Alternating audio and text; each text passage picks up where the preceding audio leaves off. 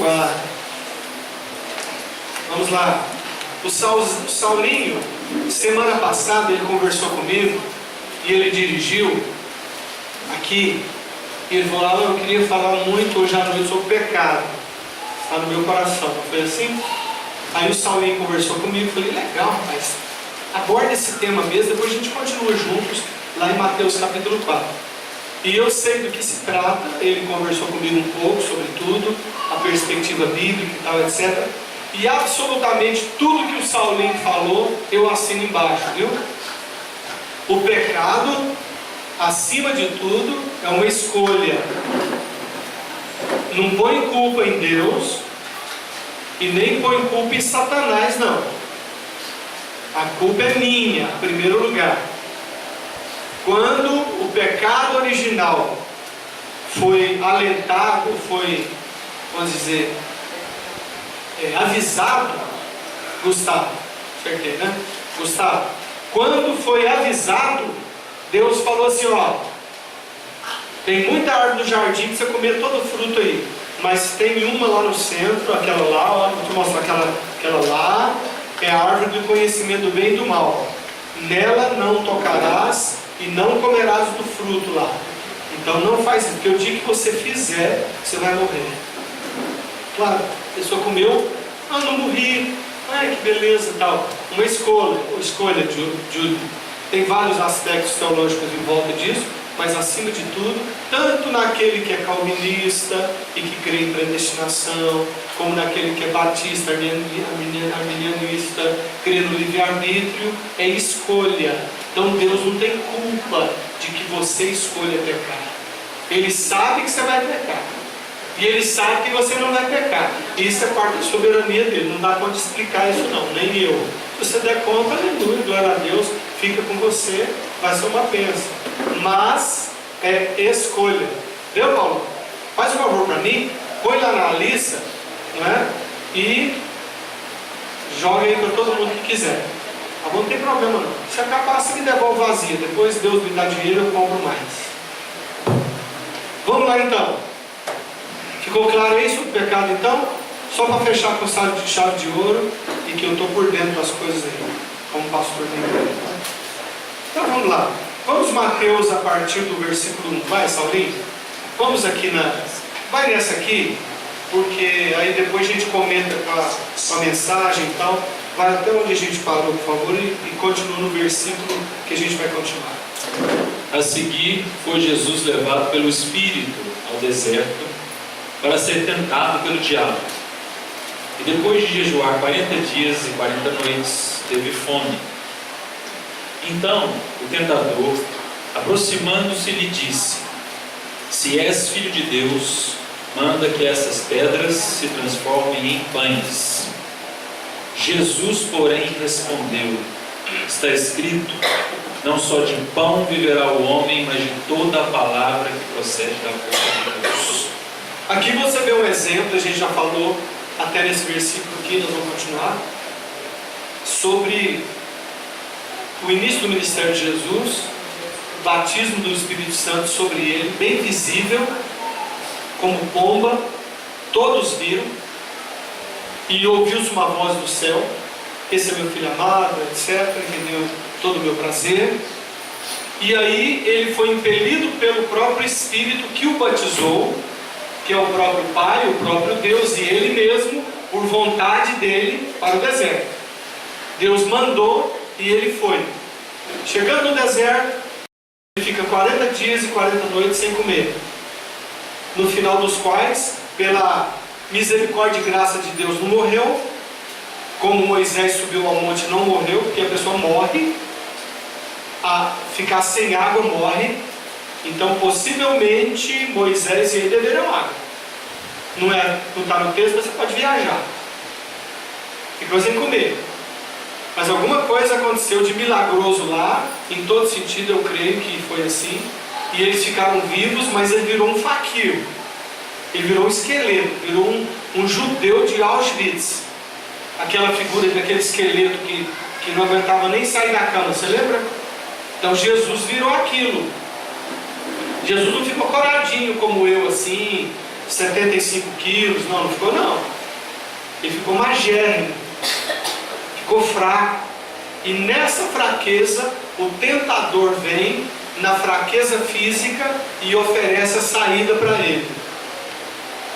Que não é pecado ter fome, mas na proposta que Satanás fez, era pecado por causa da proposta, e isso a gente explicou aqui, a necessidade. Vocês se lembram? Quem estava mandando em quem? Nem só de pão vive o homem. Lembrando a palavra. Então, era um ambiente, não era assim de terror, não, oh, agora eu apareci. Não, é um ambiente de conversa. Quem é que mais conhece Deus do que todo mundo, ou todos os anjos, vamos dizer? Satanás. Ele era querubim ungido, ele ficava assim ao redor do trono, ele era guardador de Deus no trono. Ele sabe como é que é o trono, ele sabe como é que é a luz de Deus lá, ele sabe como é que funciona o céu, ele sabe como é que é querubim, os seres celestiais, ele sabe como é que é Jesus. Mas Jesus, homem, ele estava tentando, ele não tenta a Deus. Tanto é que quando ele vem falar para Deus tentar Jó, eu falei, eu não. Você pode fazer, esse é seu trabalho, rapaz. Você está liberado. Mas eu não vou fazer isso com Jó. Esse é seu trabalho. Então Deus a ninguém tenta, como diz a Bíblia, não é? Então ele chega e tenta Jesus. Tentação não é pecado. Guarde isso aí no seu coração. Todo mundo é tentado. Jesus foi tentado em todas as coisas. Pensa no pecado cabeludo aí. Nesse também. Aí esse escabroso, nesse também. Nesse mansinho, também nesse. Em todas as coisas. Diz Hebreus que ele foi tentado em todas as coisas e venceu. E venceu como homem. E ele venceu Satanás aqui como homem. Então a gente chega num ponto aqui em que a tentação vai aprofundando, né? Então vamos lá, Saulinho, continua, por favor. A partir do 5, vamos lá.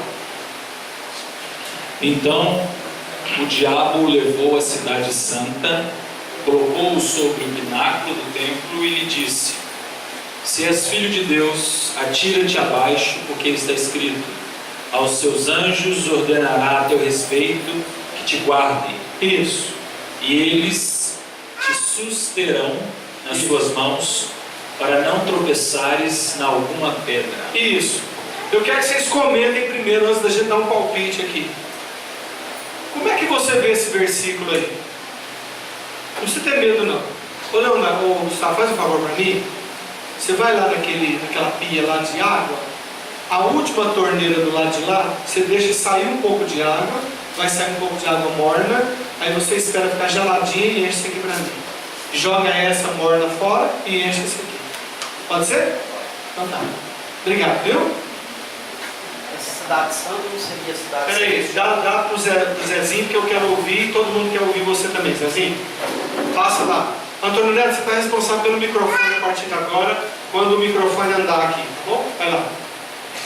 Mas essa Cidade Santa que está falando aqui não seria a cidade celestial, a Nova Jerusalém? Não, a Jerusalém. Mas como... Aí vem aquela indagação. Como o corpo de Jesus, as pessoas não veriam ele. Aí é que está. Olha o versículo, nós vamos ler de novo. Vamos ler de novo. Lê, Saulinho, por favor. Presta atenção no versículo. O que é falado no versículo? Presta atenção. Então o diabo levou a cidade santa, colocou-o sobre o pináculo do templo e lhe disse: Isso. Muitas coisas acontecem no reino material que o reino espiritual facilita. Por exemplo, você já ouviu falar em transladação de corpo? Já ouviu, Zezinho? Já ouviu muito. Outros aqui já ouviram também. Você acha que é mentira ou é verdade? É verdade. No espiritismo forte, baixo e onde tem escabrosidades violentas, para eles muitas dessas coisas são normais. Para nós crentes, você nem ouve falar. Então, ali, o que aconteceu foi exatamente isso. De alguma forma, Satanás teve esse poder de pegar Jesus e o trasladar para o pináculo do templo. E o que ele fez? Olha aí, lê do início de novo. Presta atenção no versículo. Então, o diabo levou a cidade santa, Que é Jerusalém, colocou sobre o pináculo do templo e lhe disse: se és filho de Deus, atira-te abaixo, porque está escrito. isso. Zezinho, o que mais que você vê aí de interessante nele levar Jesus para cima ou no lado mais alto do templo lá em Jerusalém?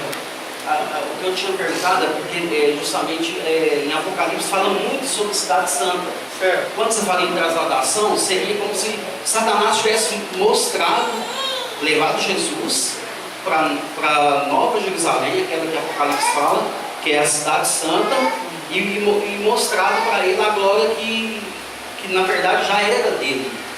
Né? Então ele falou assim: vai dar tudo isso aqui, Certo. se você me adorar. Mas se você prestar atenção no texto, não fala disso ainda.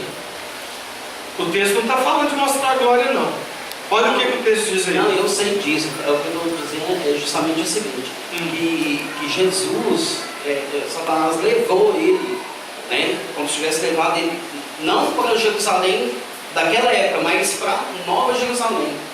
Porque justamente o seguinte, porque em Apocalipse fala muito a respeito da Cidade Santa, da Nova Jerusalém. Então a pergunta foi justamente sobre isso: certo. Se era Jerusalém atual ou se era aquela vindoura. Era atual. Por que também? Porque ele leva Jesus e a proposta dele é física. Ele leva para Jerusalém. Ele fala: se és filho de... Vê o que ele propõe para Jesus. Vai. Se és filho de Deus, atira-te abaixo, porque está escrito: aos seus anjos ordenará a teu respeito que te guardem, e eles te susterão nas suas mãos, para não tropeçares na alguma pedra. Aí ele faz a seguinte proposta para Jesus. Ele leva Jesus para Jerusalém de Israel, a que existe hoje, para cima do templo, e fala assim: se és filho de Deus, tudo bem, o pãozinho já foi. Atira-te, joga-te abaixo e se esborrache. Não é uma coisa espiritual, é físico. Aí os anjos vão te sustentar, você vai cair, os anjos vão te sustentar, e você, como super-homem, vai voar e não vai cair e se esborrachar, porque está escrito que os anjos vão proteger. Vamos ler o versículo de novo? Aí nessa luz que eu estou passando para você, na resposta do Zezinho sobre a Jerusalém, lê de novo, só lê. Então o diabo levou a cidade santa, colocou sobre o pináculo do templo e lhe disse: se és filho de Deus, atira-te abaixo, porque está escrito: aos teus anjos ordenará a teu respeito que te guardem, e eles te susterão nas suas mãos, para não tropeçares na alguma pedra. Ou seja, não se esborrachar lá embaixo, sendo que você é homem, físico, carne, osso e tal. Está escrito que os anjos do Senhor vão te proteger. Entendeu a proposta? Entendeu, Zé? A tentação maior aí no caso, ele mesmo indaga Jesus a respeito, colocando uma dúvida: se és filho de Deus. Claro, exatamente. Nas duas primeiras propostas é se és. Você não acabou de ser batizado? O Espírito Santo, tá? Você não ouviu a voz? Então você, para que você está passando fome?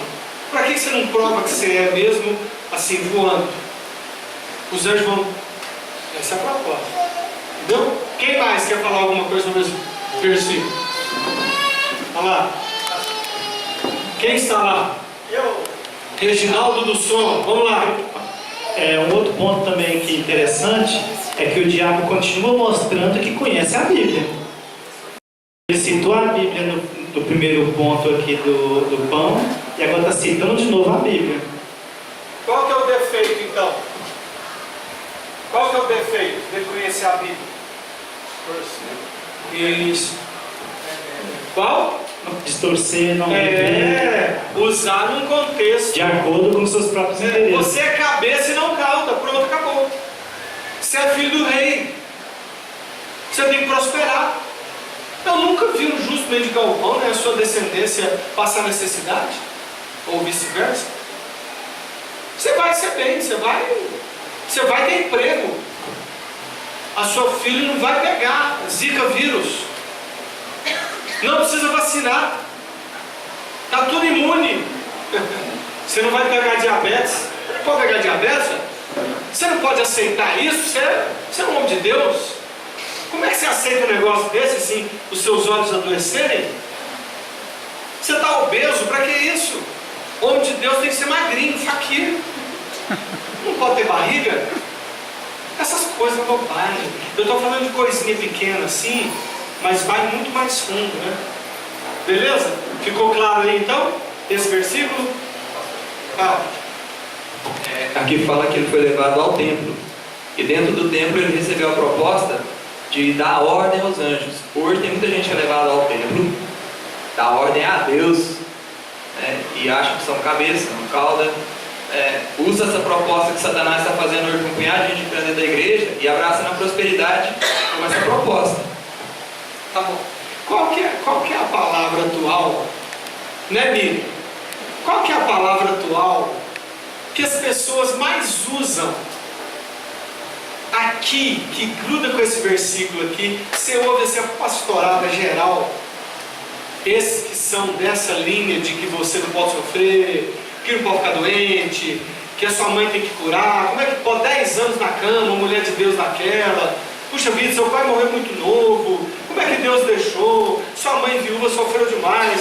4 pintinhos para cuidar. Como é que deu conta? Sofreu demais. Ai, essas coisas, essas coisas. Qual que é a palavra que eles usam para torcer? Isso. Acertou. Soares é o principal. Eu determino. Você tem que determinar. Está escrito, você determina. Porque Deus vai fazer, porque determinou. Então, não vê contexto, não sabe a sua vida, não sabe nem o que Deus quer fazer, como Ele está fazendo, na dificuldade, como é que Ele trabalha com você, na doença, na saúde, num problema de um filho que nasce com um probleminha, na falta de emprego, na falta de dinheiro. Você sabia que você busca muito mais a Deus quando seu filho adoece? Deixa seu filho ficar doente, você vê. Dá um trem lá no seu menino mais novo. Você vem orar todo dia. Aí você melhora e pensa que está tudo bem. Isso é para dar um beliscão mesmo. Todo mundo está aqui. Saulinho, vamos para frente então agora. Pastor, deixa eu fazer uma pergunta. Fala, cadê a... Paulão, vamos lá, Paulão, faz o microfone aí para nós. Pastor, o que o senhor acha desse jargão evangélico que o pessoal tem falado muito? O melhor de Deus está por vir. Eu, particularmente, não concordo com isso de maneira alguma, mas muitas pessoas têm falado isso. Tá. O negócio é o seguinte: o melhor de Deus já aconteceu na minha vida, que foi eu ser encontrado pelo Senhor, conhecê-lo e ser salvo para ir para o céu e de mim mesmo. Porque ser salvo não é só ir para o céu, não. Isso aí é outro sermão. O mais importante é você ser salvo de você mesmo, da sua miserabilidade, de quem você é, esse egoísmo, essa crítica, essa vida que fala que serve a Deus e não serve nada. É ser salvo de você mesmo. O melhor de Deus já veio. Daqui para frente, é igual Paulo falou assim: desenvolver a vossa salvação. O que vier agora é lucro, meu filho. Porque às vezes tem pessoas, Marcelo, igual aquela menina, estava até ouvindo hoje de manhã, a propósito, Paulo, o seu cunhado, todo dia ele manda uma mensagem lá, né? Bom dia! E Deus, a Roberta Murim. Hoje ele me ligou lá, bom dia, eu estava lá, bom dia, eu fiquei prestando atenção. Aquela Johnny, que é ligada a Jocum também, uma americana, que lá pelos anos 70 sofreu um acidente de cavalo, caiu de cavalo, quebrou o pescoço, ficou tetraplégica, nos 2 primeiros meses aqui frustrada, queria morrer e tal. Depois Deus começou a usá-la poderosamente, tem até um livrinho chamado Johnny, Milagre, não sei o que, da Betânia, e ela escreve assim, ó, faz tudo assim com a boca, com a caneta e tal. Teve filme, ela mesma foi atriz e tal. Ela foi salva depois, e a vida dela virou assim uma excelente vida depois que ela ficou tetraplégica. Sabe por quê, Sirley? Porque o melhor das pessoas é coisa material, é o filhinho como troféu. Aí você faz aniversáriozinho pequeno, você faz vestibular, mostra para todo mundo: meu filho é mais bonito, é mais inteligente, andou primeiro, falou, não, ela falou com 3 meses, ela fala com 8, essas bobagens. Cada menina de um jeito, tudo vai falar e andar no tempo de Deus. Mas não, o seu melhor, né? Tá bom? A Miriam quer falar lá. Miriam, Essa frase fala, Miriam. Essa frase para mim, na nossa vida o melhor já aconteceu. Mas se nós pensarmos por outro lado, que Jesus Cristo vai reinar sobre todas as coisas, não haverá mais lágrimas, não é? Todo pranto, toda tristeza. Então, o reinado de Jesus conosco, com a igreja, eu creio que será melhor. O contexto que o Paulão perguntou, eu acho que é o material. Foi, Paulão? Porque o contexto dele é assim: melhor não, o melhor vem agora. Você vai sair do emprego e vai arrumar algo melhor. Geralmente se cita assim, e não nesse contexto que você acabou de citar. É claro, o dia que eu não tiver diabetes, eu vou comer gordura no céu e leitão assada e tudo que eu puder, e comer todo o doce da mesa. E nem engordar, vou ficar com 75 lá. Legal? Pudim de leite moço vai ser 3 pratos de uma vez, mamãe. A senhora vai cozinhar, a senhora e a Ana juntando lá na cozinha, cozinhando e eu mandando brasa. E ensinando o povo a regulamento. Vai, meu bem. Estava lendo um comentário aqui, é interessante o que colocou aqui, né? A respeito dessa tentação, que houve uma igreja nos Estados Unidos, onde o pastor começou a pregar que os membros da igreja que Jesus já tinha levado todas as enfermidades na cruz, e que então não precisava usar óculos, não precisava levar no médico. E aí começou a ocorrer muitas mortes no meio da igreja, e o pastor insistindo e forçando aquela fé de que Deus já levou todo o pecado, já levou toda a doença, e o povo, crianças precisando de transfusão de sangue, ele falando: não, Deus vai curar, Deus vai fazer isso, baseado naquilo de que Cristo já tinha levado todas as nossas enfermidades. Aí, o comentário que colocou aqui, que o fanatismo leva as pessoas a se decepcionarem com Deus, porque ela acredita que aquilo vai acontecer, e sendo uma coisa, e aquilo não acontece, ela se frustra. Aí vamos pensar a proposta de Satanás para Jesus: joga-se daqui, porque aos anjos, Deus vai dar aos anjos a ordem, ele vai te segurar, e você não vai, aos teus anjos dará a ordem a seu respeito, e eles vão te livrar. E a colocação que eu achei interessante aqui foi que o autor colocou assim, que Satanás gosta de espetáculo, gosta de mostrar, gosta de aparecer. E que seria uma intenção de Satanás, naquilo que quando José Luiz falou, é aqui na Jerusalém, na cidade santa, celestial, não é? Porque vamos imaginar a cena de Jesus se jogando e os anjos o sustentando. Ia ser uma glória fora da hora, porque o povo olha levitando, Jesus, os anjos, ia desviar o foco de que Jesus veio para sofrer e passar pela cruz. Entendeu? Então seria também uma arma que Satanás queria jogar para o foco ser fora de hora, a glória de Jesus ser antes do tempo. Como o foco de Deus em nós não é curar ninguém à torta e direito, mas Ele cura muitos no nosso meio, através do milagre e através do tratamento também. Eu estou melhorando os meus olhos, graças a Deus, mas eu tenho uma parte a cumprir. Ele não quis fazer um milagre assim, não vai ter diabetes mais. Vai trabalhar comigo primeiro. E ajuda vocês também. Vamos para outro versículo agora. Pode, claro, o Saulinho está à vontade, pode fazer isso. Duas coisas rápidas aqui. Primeiro, uma experiência que eu ouvi de um corpo ser trasladado, que aconteceu mesmo, e eu acredito que aconteceu. Eu vi lá na Jocuma Branco, há 14 anos atrás, na minha TED lá. Foi uma missionária de fora dar aula para nós, e ela contou essa experiência. Então, no início da década de 90, começou-se um movimento de missões no Brasil de enviar missionários brasileiros para fora para fazer missões, né? Isso com aquela economia muito irregular da época era quase uma loucura. Então era literalmente um passo de fé e tal. Então os missionários, a Jocum começou a enviar equipes, muitas equipes de Jocum começaram a ir para fora do Brasil no final dos anos 80 início dos anos 90. Teve uma equipe que estava indo para o Oriente Médio. E sem dinheiro nenhum, e Deus falando com eles com muito custo juntaram dinheiro, ouvindo a Deus e tudo. Chegou o grande dia, conseguiram o dinheiro da passagem.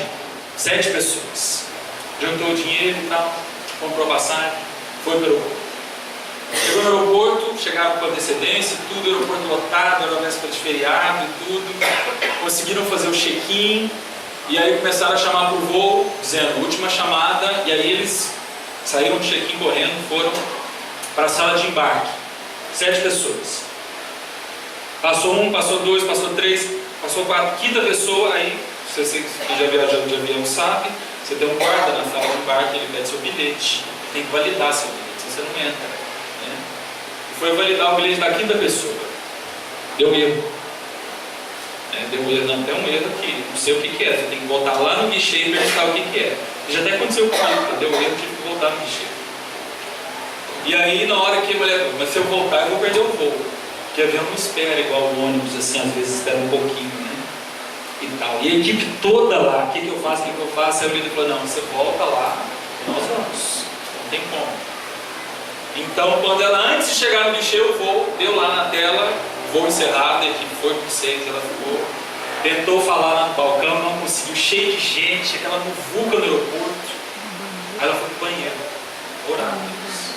Pessoa muito crente, assim, fechou numa cabine, assim, sentou no vaso, assim, falou, Senhor, eu não sei o que está acontecendo, mas eu sei que o Senhor é bom, eu te amo, eu sei que o Senhor falou comigo, e eu quero me alegrar com tudo isso.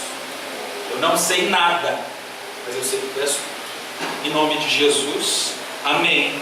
Saiu do banheiro, estava dentro do avião. Aleluia. Saiu do banheiro, saiu do banheiro, deixa eu ir embora. Dentro do avião, no corredor do avião, assim. E sentou. Ela já tinha feito o check-in, a mala estava lá dentro. Quando você faz check-in, a mala vai. A mala já foi. Já tem equipe e tal. Estava lá dentro. Glória eu acredito nisso, isso acontece. Né? Então, só pensando porque a gente falando do diabo que trasladou Jesus, né? Esse movimento e tal. Mas o que eu quero falar é do princípio que me chamou a atenção aqui. Tem algo em comum no versículo 4 e no versículo 6. Dá uma olhada aí. Uma palavra que se repete. Qual que é? Isso. O Reginaldo começou a falar um pouquinho. Eu vou só me deter nisso agora, esses minutos que eu tenho. Está escrito. Primeiro Jesus fala e depois o diabo também fala. Está escrito. Qual é a diferença? A gente já sinalizou aqui que a diferença é a maneira como o diabo, de alguma maneira, distorce a verdade e a maneira como Jesus está tratando a verdade. Mas vamos ser mais intencional ainda. Vamos nos colocar na história. Tá? A gente está vendo diabo e Jesus aqui, e a gente está vendo diabo e Jesus com a palavra, usando a palavra. E a palavra na minha vida e na sua? Como é que eu e você, nós manuseamos a palavra? Como é que a gente faz uso da palavra? Nós temos 2 exemplos aqui. 2 maneiras de se utilizar da palavra, de ter a palavra como uma orientação, de ter a palavra como um recurso. Nós temos uma maneira de Jesus e outra com o diabo. Vamos começar com a do diabo, ficar um pouco mais fácil de entender. É claro que você saca de início aqui, não precisa ser teólogo para perceber que o diabo tinha uma noção da palavra, tem uma noção da palavra, conhece, conhecimento, assim, aprendeu, ouviu, sabe o que se trata, está ali em alguma parte, vamos colocar nesse símbolo aqui, né, do cérebro dele. Agora, tem uma diferença interessante para Jesus, e eu quero que você pense na minha vida e na sua. Jesus, ele não só conhecia a palavra, a palavra estava dentro de Jesus. O diabo citou a palavra como citou Jesus. Mas a diferença, quando a gente olha a vida de Jesus nos evangelhos, ou como a gente está estudando o reino de Deus, a maneira como Jesus é no reino, como ele nos convida a ser. A palavra em Jesus, ela era orgânica. Eu quero que você guarde essa palavra minha hoje para você. Orgânica. O que é algo orgânico?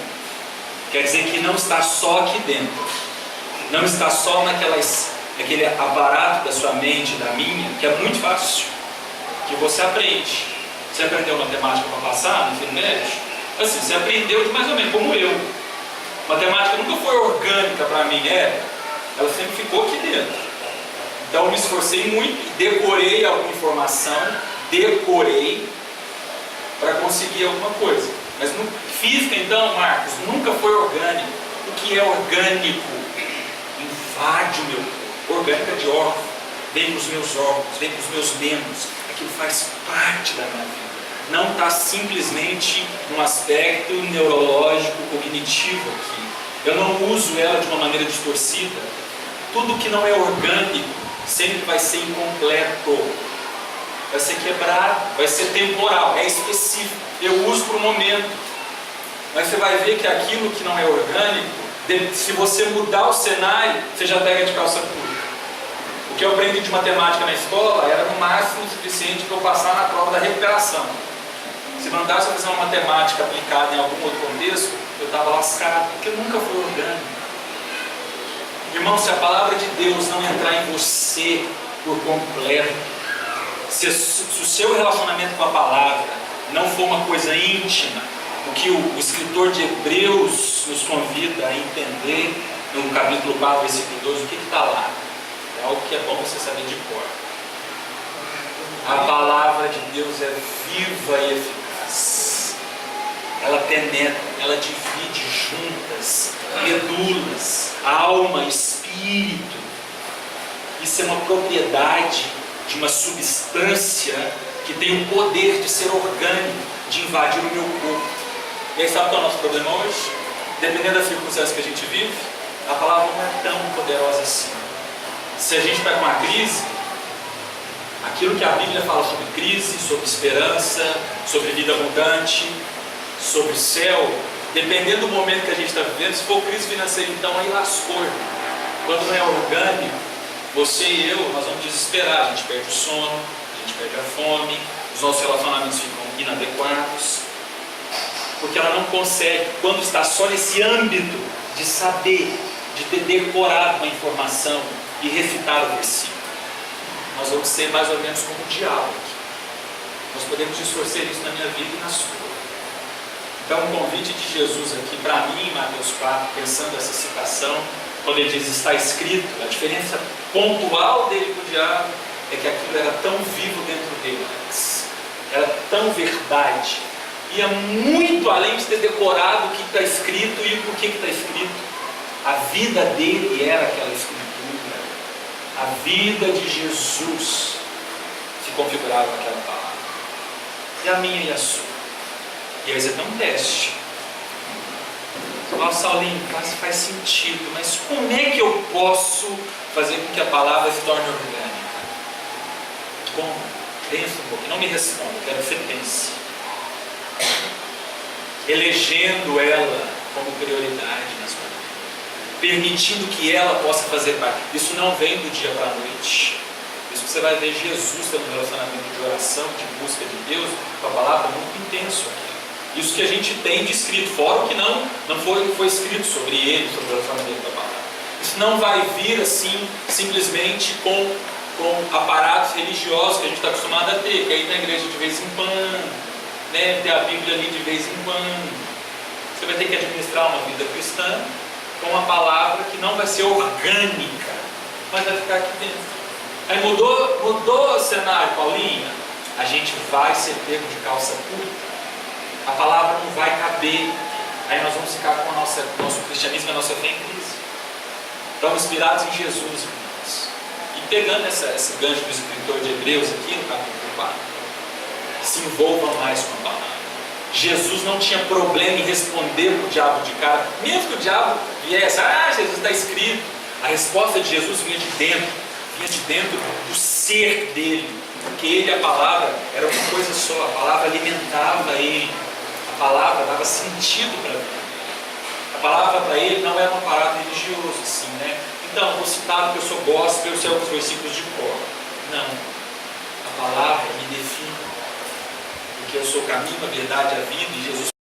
Então, porque todas as afirmações que ele teve como 100% homem, porque a palavra estava. Eu tenho um desafio para você, irmão, já falei isso em outro momento. Eu não consigo conceber a ideia, isso é minha opinião, de uma pessoa que ama Jesus passar um dia sem ler a palavra. De fato, isso é uma questão prática, mas uma questão prática que nos aponta o sentido. Você fica assim, tem muitas coisas que você não passa um dia sem fazer, mas nós temos muita facilidade de ficar dias sem pegar na palavra. Não tem como nada ser orgânico dessa forma. Não tem como. Você me desculpa. Você vai continuar vivendo uma vida cristã, tendo que manusear a palavra como o diabo no seu. Por mais que seja duro ouvir isso, mas se você ler, é isso que você vai entender. É isso que está claro. O convite, então, para você é se discipline nisso e descubra a beleza que existe na palavra de Deus.